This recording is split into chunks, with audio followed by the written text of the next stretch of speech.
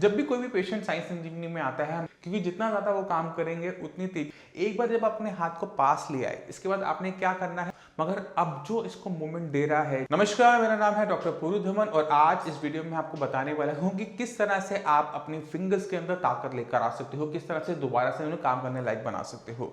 जब भी कोई भी पेशेंट साइंस इंजीनियरिंग में आता है, हमारी पूरी कोशिश होती है कि पेशेंट की हाथ की फिंगर्स की एक्सरसाइज सबसे ज्यादा करवाई जाए, क्योंकि अगर फिंगर्स में ताकत आ जाती है तो अगर आपके एल्बो में और शोल्डर में ताकत नहीं भी है तो भी वो बहुत तेजी से आती है। क्योंकि जब भी हम ट्रीटमेंट स्टार्ट करते हैं साइंस इंजीनियरिंग का, तो सबसे पहले इंप्रूवमेंट आती है आपकी लेग पे, कि लेग बहुत तेजी से चेंज होनी शुरू हो जाती है, क्योंकि हम कभी भी एक लेग से चल नहीं सकते, हमें दोनों ही टांगों की जरूरत होती है। तो पेशेंट जब चल रहा है तो दोनों टांगों को यूज कर रहा है। मगर हाथ के साथ सबसे बड़ी दिक्कत क्या होती है कि पेशेंट अपने हाथ को, पैरालिसिस वाले हाथ को भूल जाता है, उसकी एक्सरसाइज वो नहीं करता, सारे काम अपने दूसरे सही हाथ से करना शुरू कर देता है। उसका रिजल्ट क्या होता है कि पेशेंट की लेग की इंप्रूवमेंट बहुत अच्छी, पेशेंट की शोल्डर एल्बो की इंप्रूवमेंट बहुत अच्छी, फिंगर्स कहीं ना कहीं पीछे रह जाती है। इसलिए इस यूट्यूब चैनल पे हम बहुत सारी फिंगर्स से रिलेटेड वीडियोस जरूर बनाते हैं और इसी में आज हमें लेकर आए हैं ये वेब फिंगर एक्सरसाइजर। इसको हमने यूज करना है अपनी फिंगर्स की एक्सरसाइज करने में। इसे दो तरीके से यूज किया जा सकता है, उसे समझने की जरूरत है। दोनों ही तरीके बताऊंगा और दोनों ही तरीकों के जो फायदे हैं वो अलग अलग हो सकते हैं, उसको भी समझने की कोशिश करेंगे। एक बार आपने ये वेब एक्सरसाइजर जो आपने लिया, इसमें आपने इस तरह से अपने हाथ को फंसा लिया कि बड़े वाली साइड पर आपने अपना थंब और हर फिंगर को छोटे वाली रिंग्स के अंदर आपने डाल दिया। इसका सबसे बड़ा फायदा क्या होगा कि आपकी जो फिंगर्स हैं वो खुली रहेंगी। नॉर्मली क्या होता है, पैरालिसिस पेशेंट की हाथ की जो फिंगर्स हैं वो बंद रहती हैं, अगर हम बॉल करते हैं तो भी वो पूरी की पूरी खुल नहीं पाती, तो पूरी की पूरी उसे एक्सटेंशन नहीं मिल पाती। मगर इससे हमें पूरी एक्सटेंशन मिल जाती है और काफ़ी हद तक इसमें हाथ स्टेबल भी बना रहता है। अब इसको नॉर्मल करने का तरीका ये है कि हम इसको इस तरह से एक्सरसाइज करें कि सारी फिंगर्स को सेंटर में लाने की कोशिश करें, इनको आपस में मैच करने की कोशिश करें। तो इससे क्या होगा, हमारी एक्सरसाइज होगी कौन सी मसल्स की, अंदर की मसल्स की। मगर हमने ये एक्सरसाइज करनी है, साथ में एक चीज का और ध्यान रखना है, इसी को हम अलग तरीके से भी यूज कर सकते हैं। एक बार जब अपने हाथ को पास लिया है, इसके बाद आपने क्या करना है, अपनी फिंगर्स को दूर नहीं जाने देना, इसको यहीं पर होल्ड करके रखना है। इसी तरह से इसे बनाए रखना है कि ये आसपास बनी रहे, आपस में बनी रहे, क्योंकि जितनी जोर से आप इसे दबाने की कोशिश करोगे उतना ही स्ट्रेंथ आपके हाथ को मिलनी शुरू होती है। इसे बार बार इस तरह से करने की जरूरत नहीं रह जाती। इसको एक बार आपने किया और इसे होल्ड करने की कोशिश करनी है। इसको करने के बाद आपको पेन महसूस होगा, दर्द महसूस होगा। ये जो दर्द है ये आपको स्ट्रेंथ देगा, ताकत देगा, आपकी फिंगर्स को ताकत देगा। तो हमने इसका यूज करना है दोनों ही तरीके से। तो एक तरीका ये है कि हम इसे पास ला के छोड़ें, हाथ अपने आप खुलेगा, फिर पास लाएं, फिर छोड़ें, ये फिर अपना हाथ को खोल देगा, फिर पास लाएंगे, छोड़ेंगे। तो इस तरह से जब तक आपके हाथ में दम है उतना आप कर सकते हैं। हमारी कोशिश ये होती है कि हर घंटे कम से कम 100 से 200 बार पेशेंट इसे जरूर करे इस तरह से।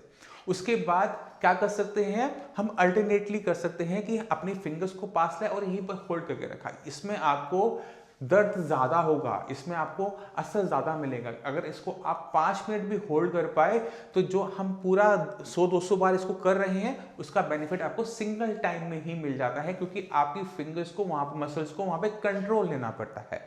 और कंट्रोल बहुत जरूरी है मसल्स के ऊपर, और मसल्स के ऊपर जब कंट्रोल आएगा तभी हमारी हाथ की फिंगर्स प्रॉपर तरीके से काम कर पाएंगी।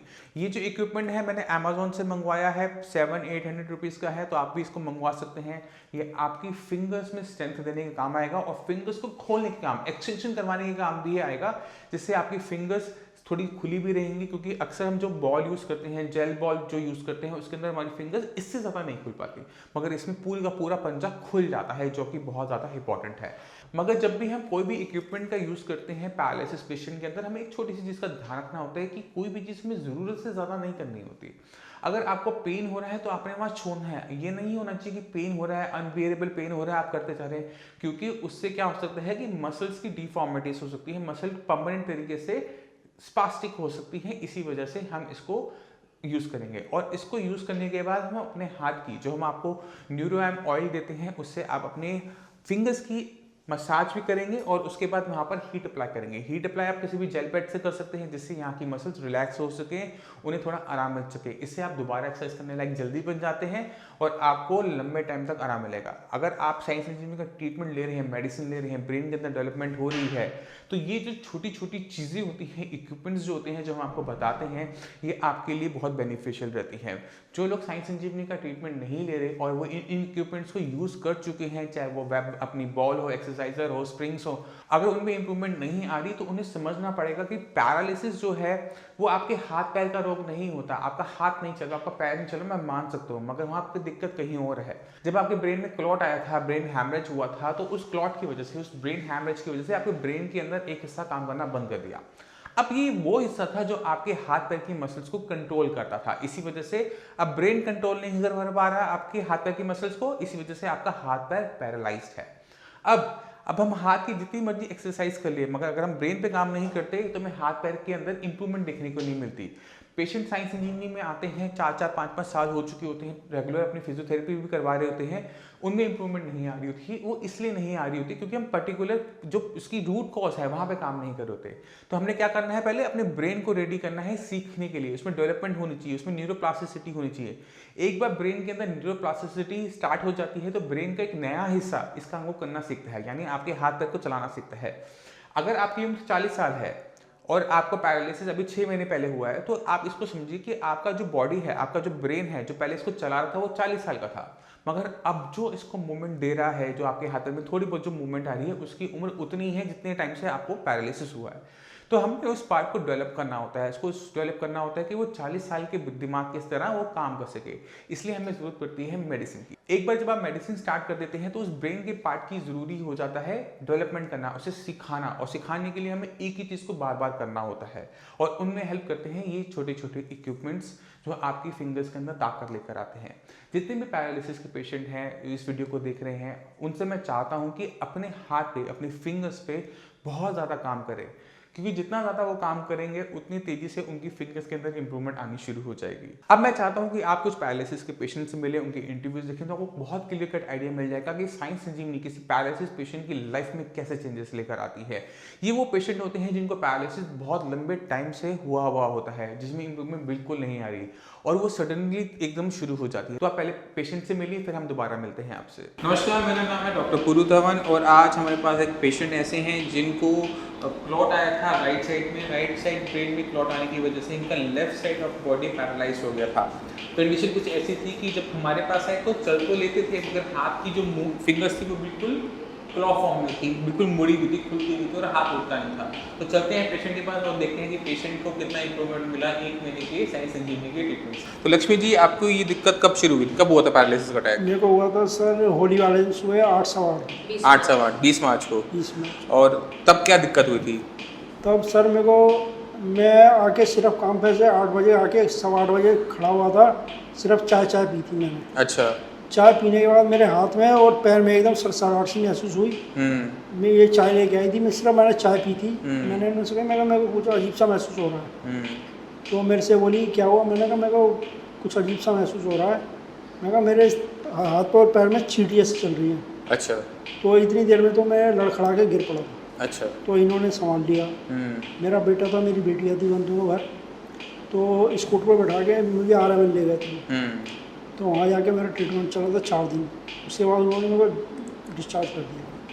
तो जब वहाँ से आए तो क्या कंडीशन थी? उस समय तो मैं लेफ्ट हैंड साइड पूरी अनकॉन्शियस थी, कोई मतलब मेरे फेस वगैरह पे, आँख वगैरह पे पूरा लेफ्ट साइड हो चुका था। वॉइस भी चली गई। अच्छा, और जब साइंस संजीवनी में आए तो क्या कंडीशन थी? साइंस संजीवनी में जब आया तो मैं चल तो रहा था, मगर मेरा हाथ काम नहीं कर रहा था। हाथ की क्या कंडीशन थी, थोड़ा सा बताओ। हाथ की मेरी कंडीशन, हाथ मेरा पहले इतना उठता था और मुड़ा रहता था। कैसे मुड़ा रहता था? फिंगर मेरी ऐसे मुड़ी रहती थी। अच्छा, अब पूरा हाथ उठाओ। अब मेरा हाथ ऊपर उठता है और फिंगर मेरी सीधी हो गई। अब चीज़ों को पकड़ने में दिक्कत तो नहीं होती? नहीं। पकड़ो, पेन उठाओ उल्टे हाथ से। पहले कर पाते थे इसको? नहीं, पहले नहीं कर पाते थे। अब कितना टाइम में ये हुआ? 1 महीने के अंदर ही सारा सुधार हुआ। तो आपने खुद देखा कि पेशेंट के अंदर वो चेंजेस जो चाहिए होती हैं, जो उसकी इम्प्रूवमेंट रुक जाती है, वो शुरुआत करने के लिए हमें हाथ पैर की मसल्स पे काम नहीं करना पड़ता, हमेशा पेशेंट की ब्रेन पे काम करना पड़ता है, क्योंकि वहीं पर क्लॉट आया था, वहीं पर डैमेज हुआ। जब तक हम ब्रेन पे काम नहीं करते, पेशेंट के हाथ पैर में कभी भी पावर नहीं आती। जो रुकी हुई इंप्रूवमेंट थी, जो रुक गई थी, जो हाथ में मूवमेंट नहीं थी, उंगलियां मोड़ी हुई थी, वो सिर्फ 1 मंथ के ट्रीटमेंट में पेशेंट की कंडीशन कुछ ऑलमोस्ट नॉर्मलाइज हो गई है। अभी 1 महीना हुआ है, अभी हम थोड़ा सा और आगे चलेंगे, 2-3 महीने का कोर्स करेंगे, उसके बाद मुझे नहीं लगता कि आपको और ट्रीटमेंट लेने की जरूरत नहीं पड़ेगी। डॉक्टर साहब, मुझे कोई दिक्कत नहीं, मैं 6 महीने की दवाई खा लूँगा मगर मुझे सही होना है। अच्छा ठीक है। चलिए, इतना लंबा तो नहीं जाएगा आपका, क्योंकि काफ़ी अच्छी इंप्रूवमेंट हो चुकी है। जितनी इंप्रूवमेंट इस महीने आई है, इतनी अगले महीने आ जाएगी, तो आप ऑलमोस्ट हो चुके होगे। अभी सुनने में आया आप बाइक से आए हो, बाइक चला कर आए हो, पिछले महीने बाइक चलाते थे? नहीं चलाता नहीं, बेटे के साथ में, बेटा मेरा पीछे। कितने टाइम के बाद आपने बाइक चलाई है? 4 महीने 4 महीने बाद, ठीक है।